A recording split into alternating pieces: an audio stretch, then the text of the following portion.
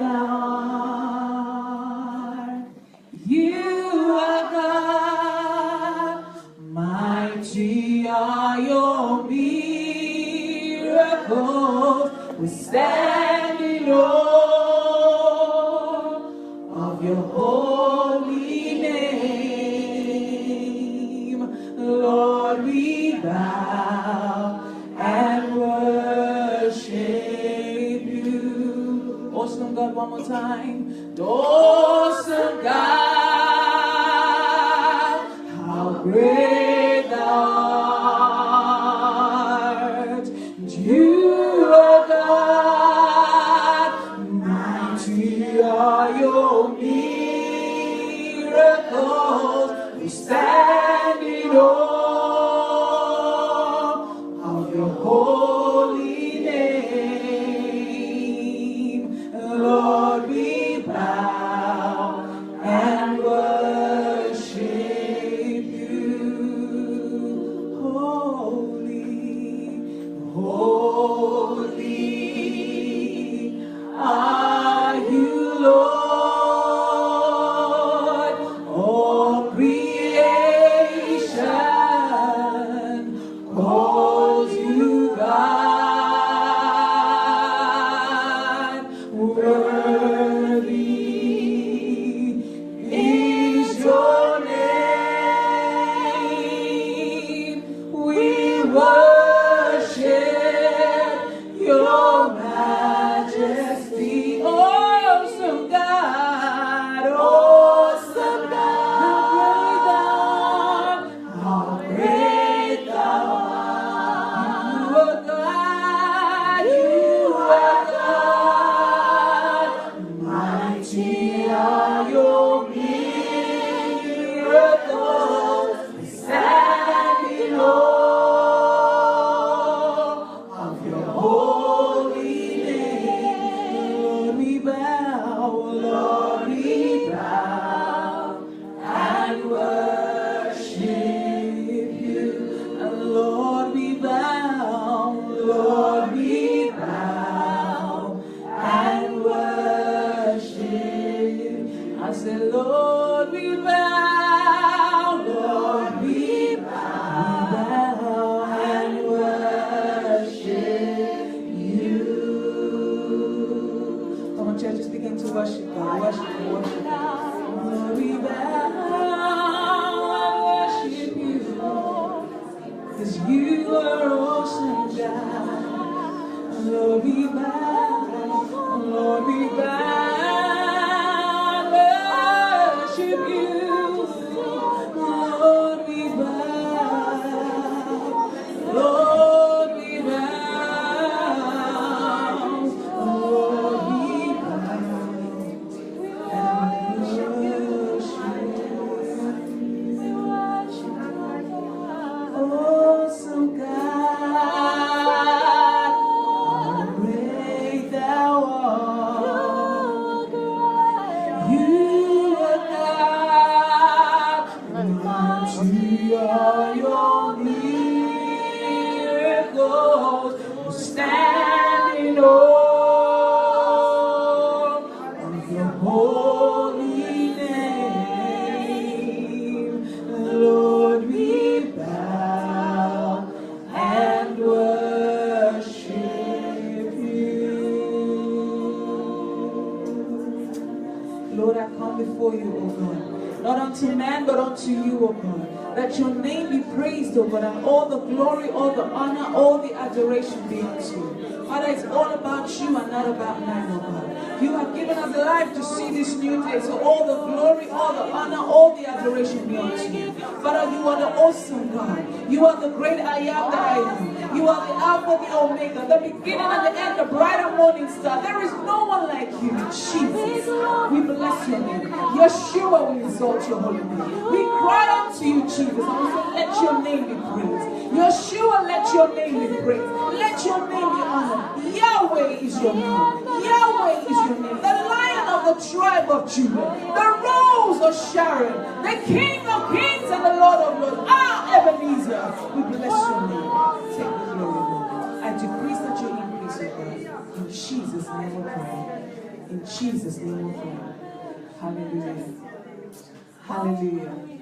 Hallelujah. And we will take our seats, please. God is good. Amen. Hallelujah. God is good.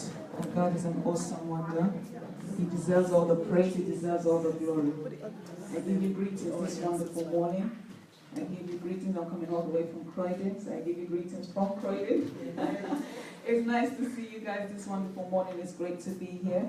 I was just saying to Sister Pearlie when I was coming, I was like, there was a little bit of there is a blessing. Yes. When I came out the taxi to jump into the train, it was like, God bless us. Like, God bless you too, my brother. And that's how I left it.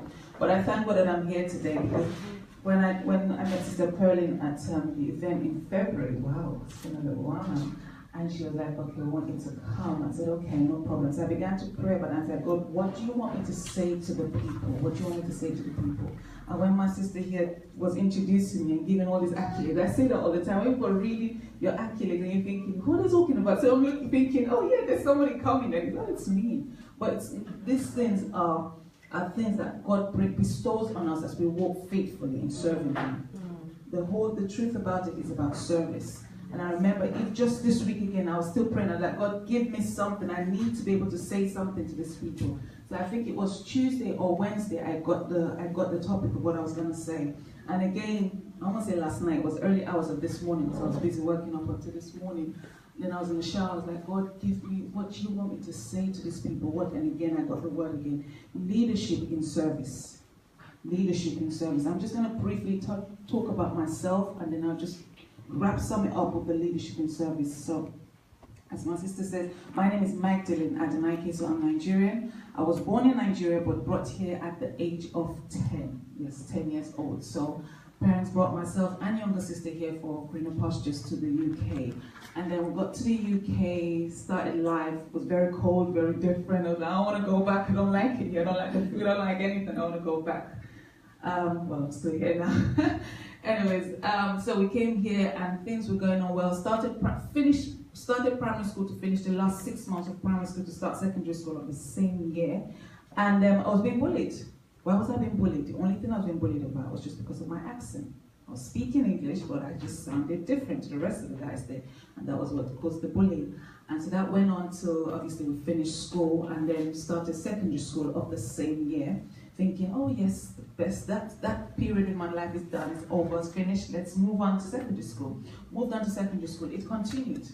It continued in secondary school, and so the only time I got to communicate with my fellow peers were when we were in class working together, but then at break time, lunchtime, you're on your own, it's like you have a play and everybody else sees it, but you're just not seeing it. So that continued for a little while. And then I just want to fast forward everything because I want to get to what I want to talk about.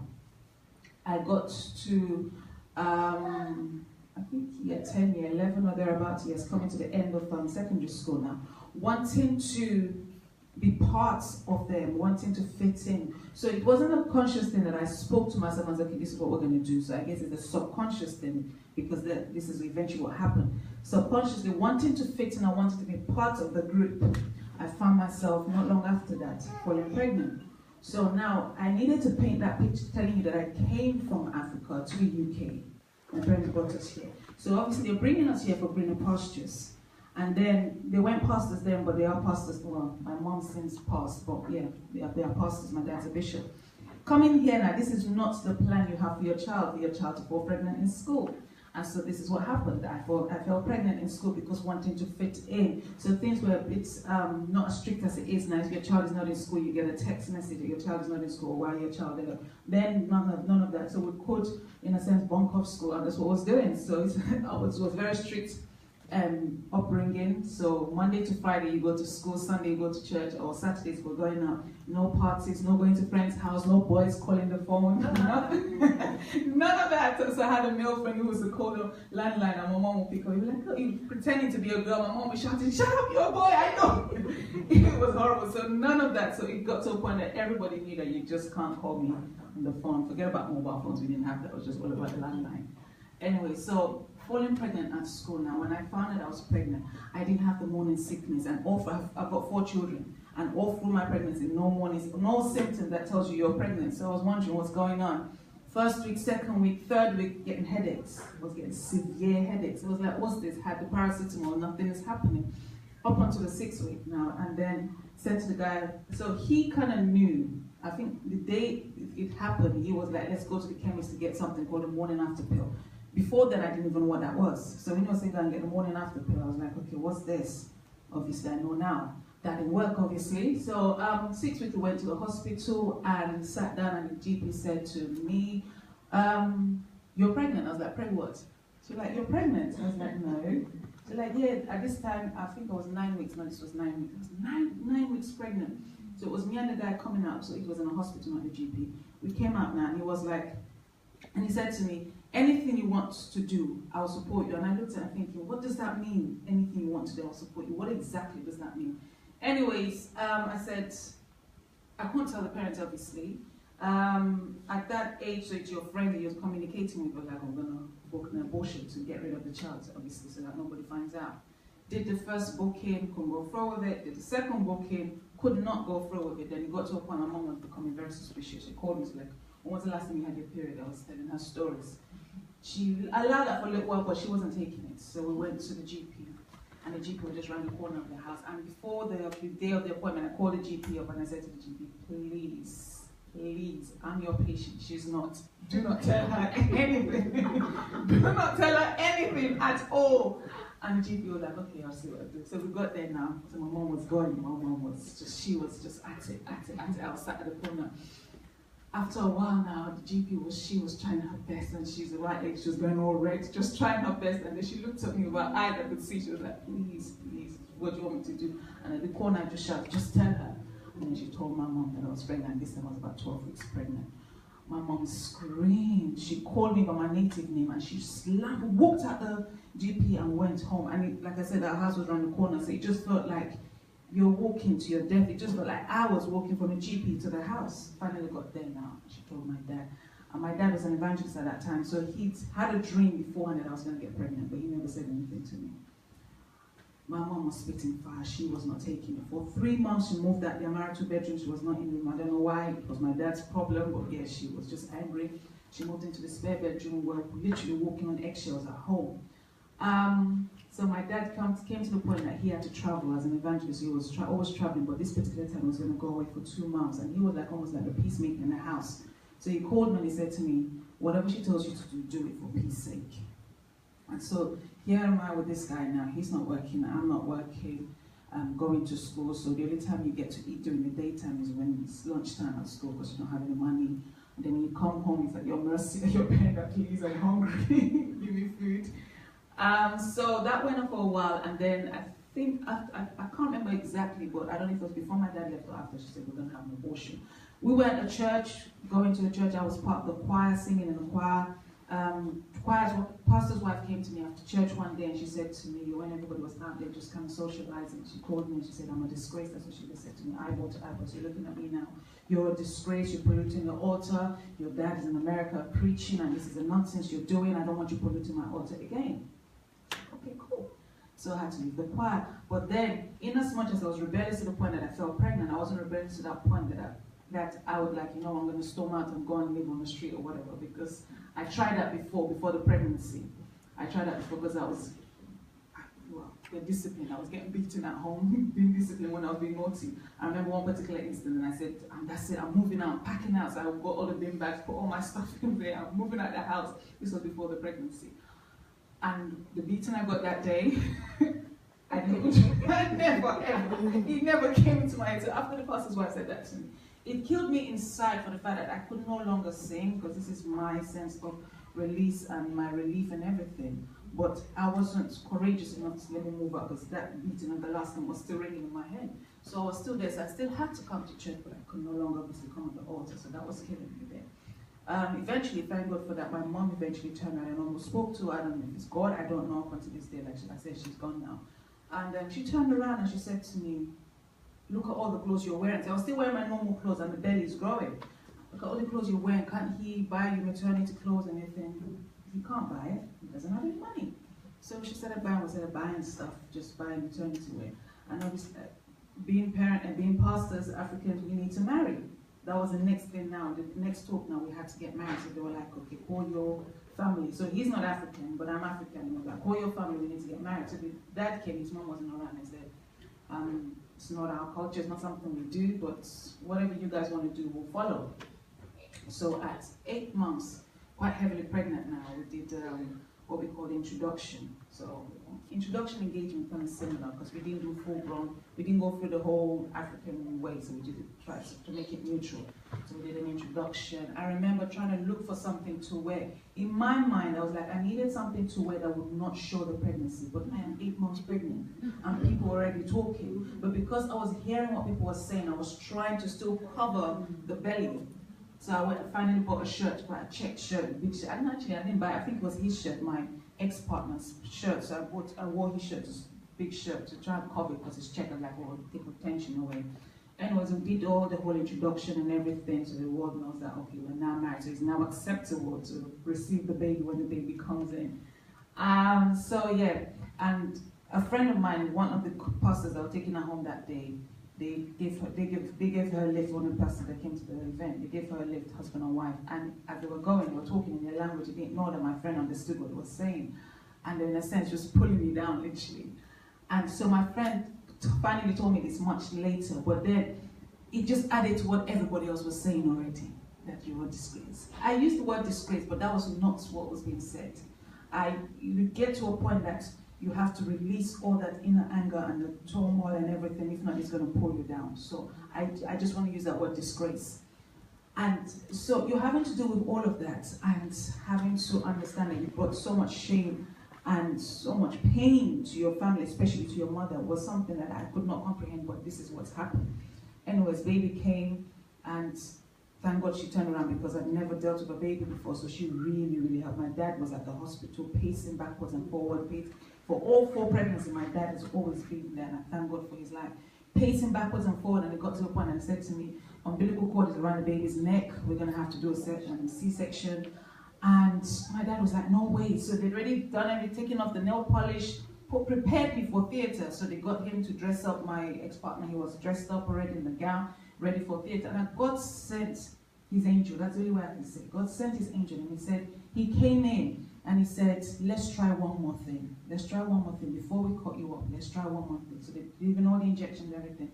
Let's try one more thing before we cut you up on the stomach, obviously, to bring the baby out. And it's like, so I was just somewhere else because the pain was unbearable. And he said, okay, open your legs, we're going to do this and that. And I was like, okay. So he was trying to explain it, but I wasn't hearing what he was saying. So they got the cap, the ventouse cap, and then he pushed his hand and said, we're going to suck the baby's head out and then cut the umbilical cord. So by the time the boy came out now, bear in mind, he was already 6 days overdue. By the time he came out now, so his head, I laugh at him now, like, oh, you were like a cone head, because his head was literally like a cone because of that force. So they pulled him out, cut the umbilical cord out. And then the boy was starved of oxygen, so they had to keep hitting him. My dad was pacing, the man was up and down praying, he was just praying. Brought the boy out and did everything, hit him, and then the boy started to cry. And then they brought the baby to me, and I looked at the baby because I was lying there. I looked at him, he looked like a dried up chicken. I was like, take this child away. I don't want this child. But I thank God we went home, my mom did all the nursing and everything. And thank God that was 18 years ago, the boy is here. I paint this picture not because it's the backdrop to my story. I said my ex-partner because we had to get married. So we got married that same year because remember we did introduction. This is all to rectify everything, the shame, the sin that was brought into the church. We got married, but then that was a marriage that was never going to last because it was marriage on paper, not in the reality of things. I didn't even know what it means to be married. For me, the wedding day was the marriage. So I remember my friend and I were planning everything towards the marriage, what I was going to walk down the aisle to, and everything. We were planning like a big party. And then it didn't happen that way. And I remember she said to me, oh, why didn't you walk down the aisle to the song that we chose? And I said to her, next time I'll do it better. But this was meant to be my wedding day. Obviously there was a next time. So we got married and we were not living together. The council had given me a place, we were not living together, we were still at my parents' house. So he would come see the baby with me at my parents' house, and that's how it was for almost 2-3 years into the marriage. So when we finally moved into the flat that the council had given us, we were there, but we're still, you're there in the morning, have a shower, get ready, go to work, the child is still with my parents, go and see the baby, come back home about 11 midnight and continue that circle. Monday to Friday, Saturday you're there, Sunday after church you're there. So there was no marriage. But one thing I saw towards the tail end of that marriage, there was no communication, but there was a lot of fights and arguments and so many things happening. One thing I saw in that was that this child that I've had now, he's a very quiet boy. I made that decision as I began to grow. I said, I want another child. And so I want another child just to say, oh, come and try and mend us. But I wanted another child because I said, this boy that I have is too quiet. Let's bring another child. So that was what, even though there was no marriage, but I wasn't envisaging a divorce. But it got to a point in 2004, August 2004, that we had a massive blowout. That it was a case that it was a massive argument, and I went to bed, was already in bed, and he walked into the room, pulled me out of the bed, stripped me naked, and kicked me outside. That was the final straw. So I had a bracelet in my hand, and I didn't even know I was bleeding because in the force of everything, the bracelet had cut straight into my hand, so I was bleeding. And now I'm bleeding on my hand, you've kicked me out and I'm naked, and I found it was a block of flats because it wasn't a case that people could easily come up. The guy that was directly opposite us was an elderly guy, you'd never know if he's there, if he's not there, so that wasn't against my saving grace. So I was banging on the door, this was early hours of the morning, let me in, let me in. The people downstairs were shouting, what's going on, we're coming to you. You could hear them opening their door, trying to come up, and I was banging on the door, let me in, because my main concern was the fact that I was naked, I want to come in. My second child was less than a year then. I was just come up to here, so he was in the cot there, he was crying, so everybody's making noise now. Let me in, let me in. So eventually, as these guys were just literally coming out from their flat, coming upstairs, he opened the door. As I barged through the door, I went for the phone. 3 times they tried to hit me from getting the phone. I said, no, I'm calling the police. I called the police, and I called my parents. So they were all coming. So by the time they came, he'd run out. So my parents came before he got there, and the police got there. My dad was spitting fire. My dad was like, where is he? I'm going to kill him. He'd run out. And so the police came, and the woman came to me, and she was speaking all nicely. Oh, do you want us to take you to a sheltered home for women and children? I was like, no, this is my house. But at least I bought the property. Like, this is my house. I'm not going anywhere. If anybody's leaving, he is leaving. I'm not going to any sheltered woman. This was about 2, 3 o'clock in the morning. And besides, I'm going to work very soon. And she was like, here's my card. Call me if you need anything. I said, thank you very much. And so we separated for a while, and then again, family, their pastors again, let's reconcile them. I was like, this is not happening. But so towards the tail end of 2004, they were bringing about reconciliation. I didn't want it, but it was almost like, you don't have a choice, let's come back together. So, but I knew that this marriage had ended in August 2004. It ended already. We persevered in the sense of just trying to see something working, but it wasn't going to work. 2005, I think after my son turned 1, my second child, March, April, I said, you know what, this is not going to work. I've tried. This marriage died long time ago, but it literally was buried and reburied in August last year, so this is not going to work. And he said, oh, he was going to go away, he was going to go into playing basketball or whatever he said he was going to go into. I was like, do what you're doing, I'm done. So my parents again coming in, trying to intervene again. Every time they booked an appointment to see him and us together, it was never happening. It was first time, second time, it went on for a while. Until eventually, I kept shouting, divorce, divorce, I want a divorce, I want a divorce, I want this ended now. We carried on till November 2005, was still going on. My dad was having big difficulty with this because he was like, it's the same child, she brought teen pregnancy, did the marriage thinking we're rectifying everything, we're still here, the same child again talking divorce. How can I put my head up amongst my other pastors? And I was like, this is not my pastor's matter, this is me, I don't want this, I want a divorce. So he went home, he traveled home January 2006. And he spoke with one of his pastor friends, an archbishop back home. And the guy said to him, from what my dad said, the guy said to him, he sat him down and said to him, listen, my own daughter, I'm an archbishop here in Nigeria, my own daughter went through a similar situation, and I, as the father, I took away my hat as anything. I, as the father, went to my daughter's house, took my daughter, packed her clothes and her child, and I took her out. I was like, you won't kill my child for me. And so when that happened, my dad had that release. So when he came home, bearing in mind I was already shouting, divorce, divorce, divorce. When he came back home, I was like, okay, let's do this. I was like, fantastic, what happened? So we did the divorce. So this guy was not around, he was not in the UK anymore, so that prolonged the whole matter. But September 2006, the divorce was finalized. And I held the paper in my hand and I said, I put it in my bag, I said, when I see this guy, I will give him this paper to let him know that we're no longer together. And so I held it in my bag all along, so I was always going, but I knew in the back of my mind I would see this guy again. So I remember one particular day, I was walking down the street, and then I heard someone call my name. So I looked around thinking, who is this person?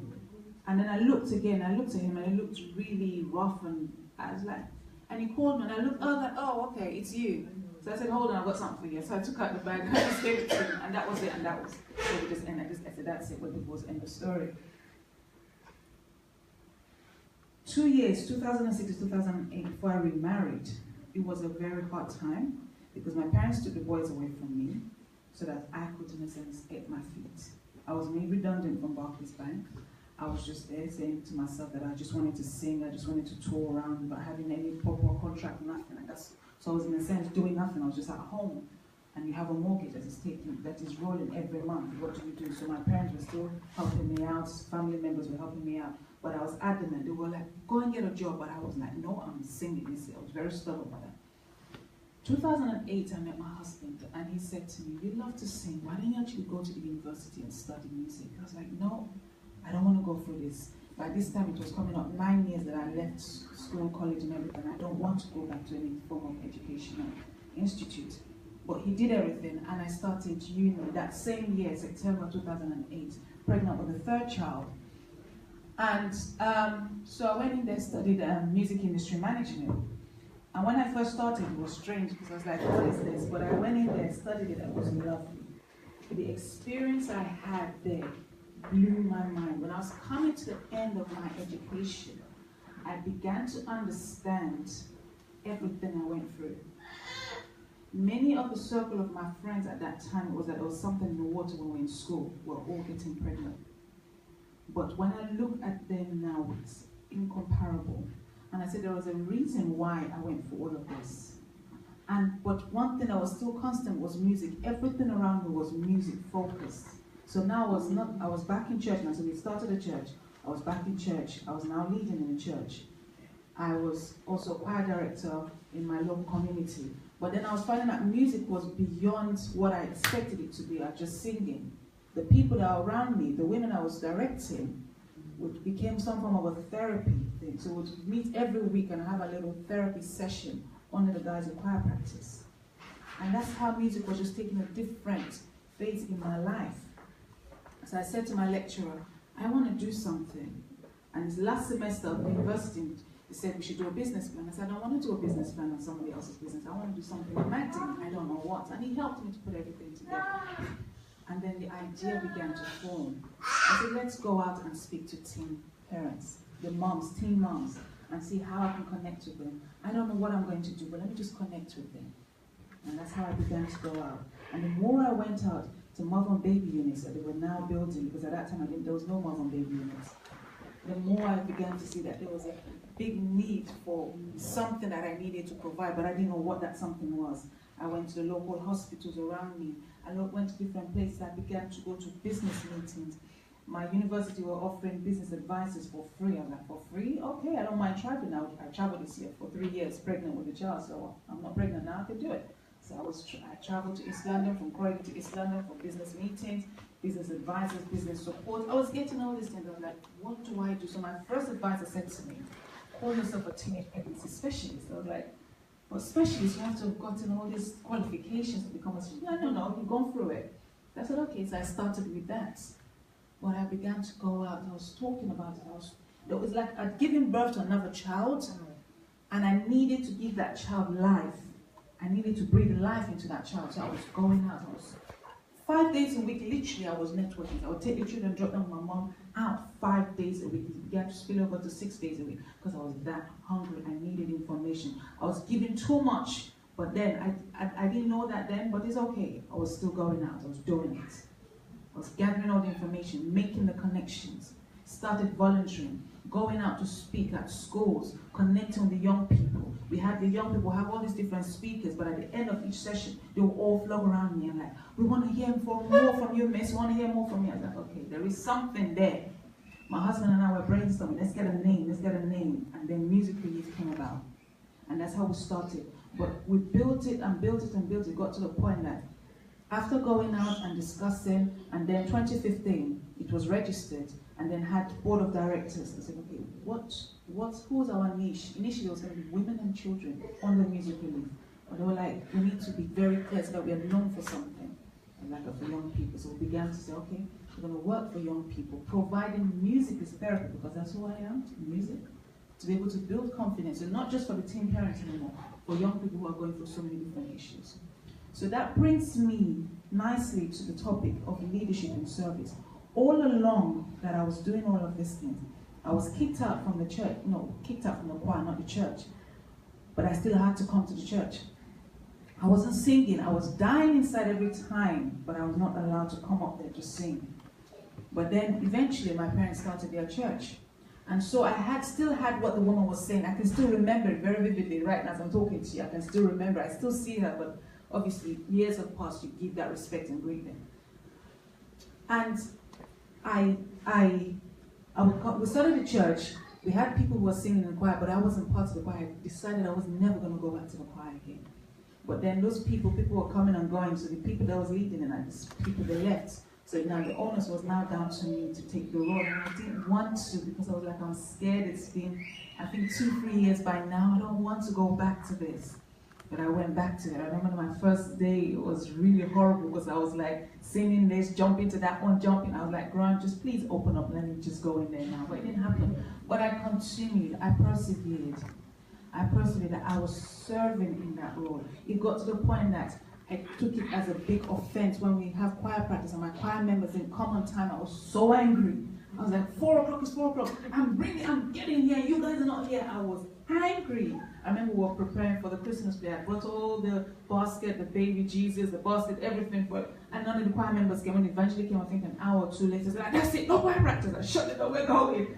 And I remember I went home and my dad was like, no, you have to know how to work with people. You can't be so angry all the time. Because I was taking it so personal. But with all of this, I would still come to church. I was in church, so waiting for them, they were still taking their time. I'll be hoovering, I'll be cleaning, I'll be doing everything. I'm like, God, if I can clean my own house, I can clean your house, sure. But it was that service. It was that service. And the same people, remember the couple I told you I was dropping my friend, I was talking about me.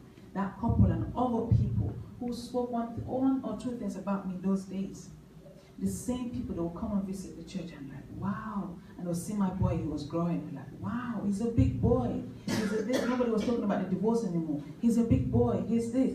Look at you. God is using you mightily. One of the pastors came to me. She said, I need you to speak to my child because my child is going through similar things.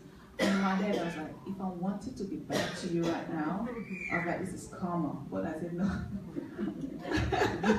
I said, no, I'm not going to be wicked. But I said, no. But I spoke to her child because similar things happened to her child. And her child just kind of went off completely. But thank God the girl's coming back. Yes. Amen. But I was serving in the church. The service was promoting me. People would come to the church, would have guest ministers come to the church, and they would begin to prophetically decree so many things. And they were like, I see you in different places. And I'm like, okay, cool. But I was serving. And the more I served, the more God was promoting me. He was promoting me to a place of excellence that I didn't know of. So I had this business idea, I was just trying to put things together. So that was still neither here nor there, but I was very committed in the house of the Lord. And so I had people calling me, say, come and sing for us. And then it got to a point I said, no longer come and sing for us alone. Come and speak to us. Come and have business consultations with us. And these are pastors, pastors is a title, but these are men and women of position within a society. And I was like, this is very funny. Because 18 years ago, this is the same person who was the scum of the earth. And now it's the same person you're calling. So now it's like, come, let's sit down together. We need to tap into your mind so we can draw some ideas from you. And I said, if at that time I was rebellious to the fact that, okay, you've taken away my source of relief from me, I'll do what I want to do. And I left the church completely. It would have been a totally different story. So even now, when we run the organization, when I'm running my business with the young people, when I go out to the schools and various places and we speak to them, I don't go there and speak to them as a facilitator that's been called in to come in to speak to these young people, but more of as a mom who sees this young child, and I said, for the fact that you're in secondary school, I'm old enough to be your mother, because my eldest child now, he's in college, so I can be your mother. Don't look at me and think, oh, she's a little girl. I'm not. I may look young, but I'm not. And so I remember one particular session, this was all girls, and so the girls were all going on. Their teacher was sat there. And I said, you know what, forget this. And they looked at me. I said, forget this. I stopped everything we were doing. I said, everybody sit your backside down. And I began to talk to each and every one. One of the girls said to me, check this out. Now she's going to all mom on us. I was like, yes, I'm going to do that because of the fact that I'm speaking to you young girls, especially you young black girls. It's not about, oh my God, he's so beautiful or so handsome, sorry. It's about what he has to offer. And at this age, each and every one of you are trying to get your feet. So nobody has anything to offer anybody. Focus on the one thing that you're going to have derived strength from much later, knowledge. Knowledge is power. And they were looking at me. And that's the message that I've imbibed and bringing across here. There is leadership in service. You derive your leadership from your service. Be a humble servant. Our Lord Jesus Christ was a man that led by example. He didn't see himself as God Almighty, I can't do anything. He came down on this earth. He was washing the feet of the people. He did that in order for us to see. I'm not saying that we should go around washing people's feet, but he was showing us that he was working here as a service. His time here on this earth was a service to us. And so we must, in order for us to get to a place of excellence, we must have a servant heart. We can't want to get to a place of excellence and be very arrogant that we don't have a teachable spirit. Wherever I go to, obviously at church is home, you're free, but wherever I go to and I see there's work to be done, I don't sit there and say, because I'm a guest speaker, that it's all about me. No, it's not about me. It's the grace of God. We've made this arrangement, but if God hadn't allowed it, I won't be standing here. It's the grace of God. So I don't take anything for granted, whether I'm speaking to one person, whether I'm speaking to 10 million people. There is leadership in service, and that's the thing that we must understand. In the world today, everybody wants to be known, wants to be seen, wants to be heard, and wants to be carried, want everybody to see them with all their titles and their accolades. That's nothing. That is nothing at all. There's so many awards, there's so many accolades that are yet to come. I know what I'm asking God for. And my mom, bless her soul, the Sunday before the Saturday she passed, she's always testifying. She had kidney failure, and that was what eventually led to her death. On the Sunday before she passed, she came on the altar, she wanted to give testimony. And her testimony that particular Sunday was all about me. All about me. And everything that I've said, and I keep saying, I have in my mind's eye, I said, this is what I'm going to get, and this is what I'm going to get. I keep saying it. And so she came to amplify what I've been saying. I never said it out to anybody. I told her, but I didn't say it out to anybody. So when she was saying it in the church, I was like, don't say that. Well, she was saying it. That was on a Sunday. Little did we know Saturday. That was it. But I thank God because I've not seen it. It hasn't happened yet, but I've seen it from my mind's eye. Two specific things. I've seen it from my mind's eye, and it's coming to pass. But I continue in my service. So no matter where I'm called to go to, sometimes it's a massive inconvenience to me and to the children because you're having to juggle them. If hobby is working, big boy is at work, he works on Saturdays, so I have to juggle the other three and say, where am I going to put you guys? But it's a juggling now, but eventually I get to where I'm going to. I said, regardless, it's a service that I'm offering. And that's how we grow, and that's how we get to a place of leadership. And I was researching leadership in service, and there was something that really struck my mind. They talked about George Washington, the first president of America. He was called upon to come and fight for his country. And he did that, and they won. Against all odds, they won. And after they won now, he was then elected president of America. And he served for 8.5 years. He was a farmer.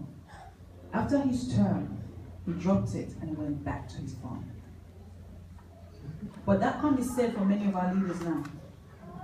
Many of our leaders want to be there for life. It's all about me. It's not about me. It's about service. How are you impacting the people? That's why I made reference that a pastor is a title. Yes, my dad is a bishop, but it's all a title. It's a title. Not so you have a doctor, engineer, lawyer. It's all a title. This is me. So when you're reading out my accolade, this is me. Because when you put these images in your head, you portray that person as someone so big and so huge, and when the person comes like, okay, is that you who you are? But this is me. It's all about the service. And that's what I want to say to us today. For us to be here this morning, ladies and gentlemen, and our young ladies and young men here, it's about the service that you offer, but most importantly, in the house of God. That's where your blessing comes from. So when I'm in church, it's not, oh, because it's your dad's church. It's not my dad's church. It's God's church. My dad just happens to be the bishop there, but it's God's church. It's not my dad's church.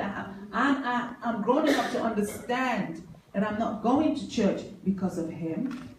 I'm not going to church because of anybody else. I'm going to church because of God, who has called me to go to church. And not just any church. Not just any church, to the church, that specific church. It's in the service. So my heart beats is the service. Like today they're having evangelism. I'm not there, but in my mind, I've already prayed about it. My mind, my spirit is there, but my body's here. Because it's the service. And as you do your service, God promotes you. And He takes you to a role of leadership. And when you get to that role of leadership, you don't stay there and say, yes, I've arrived. You impact other people. So it's like when you're spraying water, you're flickering it out, and it's reaching out to various people. But as you're flickering it out to others, it's coming back to you as well. So there's leadership in service. So whatever your hands finds to do, especially in the house of the Lord, you do it with your whole heart. Yes. Yes. You do it with your whole heart. Not unto man, but unto God. And the Bible tells us that God who sees in secret, He will reward in open. And that's the bottom line. And that's what I'm here to do. And that's what God has told me to say. Leadership in service. Following wholeheartedly after His will, after His way. And He brings about the promotion. So it's not about the crowd. It's about people. So it's not about, I keep getting confused. It's not about the quantity. It's quality. If there's 2 or 3 people here who are able to work together to build the house of God, God can move. He said, wherever 2 or 3 are gathered, there's more than 2, there's more than 3 of us here. Wherever 2 or 3 are gathered, He is there. So I want to conclude with this. I've written a book. I've got my books here, and I've got my CDs here because I'm a musician, like I said. I'm going back into the studio by the grace of God before the end of this year to do get some new material. But in the meantime, I've got my book and my CD depicting my life story so far at that time, because obviously so many things have happened since then. But it's a tool for parents and for young ladies. We've got 2 young ladies here. To be able to know how to deal, for the parents to know how to deal with their children, and for the children not to be deceived by the things of this world. Not to be deceived. Because in the book, I called the guy, my ex-partner, the boy with the brown eyes. That's how I called him. Because when he came, all the girls were like, oh my God, have you seen that boy with the brown eyes? Oh my God. And that's how we used to talk in school. Because he came new to the school. Everybody wanted to be with him. But then, the boy with the brown eyes, I got with him, but then I was like, I don't want to be with you anymore. So it's not the brown eyes that was working for me any longer. I just don't want to see your face. And so my message to us is, we must know how to relate. Times are changing. We must know how to relate with people. Many of us have gone through so many pains and we carry so many baggages. We've abused and so many different things. But it has to get to the place that you're able to release it and let it go, so that you're able to live life, the life that God has called you to live. And not only that, you're able to impact the next generation. Because many children are suffering and many are dying in the streets these days because of lack of proper guidance. When we're young, we feel that we know it all, but we don't know it all. We don't know it all. You must sit under a person as a good mentor. That's what I mentor to so many young people. Teach me because I want to learn from you. Become a sponge and you're taking. But don't just take and keep to yourself. You have to take and share to other people. So I had to get to a place of understanding that. Because at one point I was actually doubting myself, like, do you have any abilities at all? Because when people are trying to look onto other people and celebrate other people, and you say to yourself, but I'm here, I'm doing all these things. But it's not about other people, it's about the endorsement of God. When we're seeking after the endorsement of man, that's what happens. I was having that inner turmoil within myself. But I had to get to a place to stop seeking man's endorsement and seek God's endorsement. Amen. Do that which you're supposed to do, and God will open doors for greater things to happen. And so my conclusion to each and every one of us here today, walk with a heart of servitude towards God and not to man. Stop looking for man's endorsement, because it will never come. It's God that endorses. The Bible tells us in John 3:27 that a man can receive nothing except it be given to him from above. It's God that releases that endorsement, that releases that man, that woman to look upon you, to say, yes, do something for this person. And then you get whatever accurate award, endorsement, whatever it may be. But in your corner, in your own little corner, do your thing. Do your thing. And let the glory be to God. Thank you very much.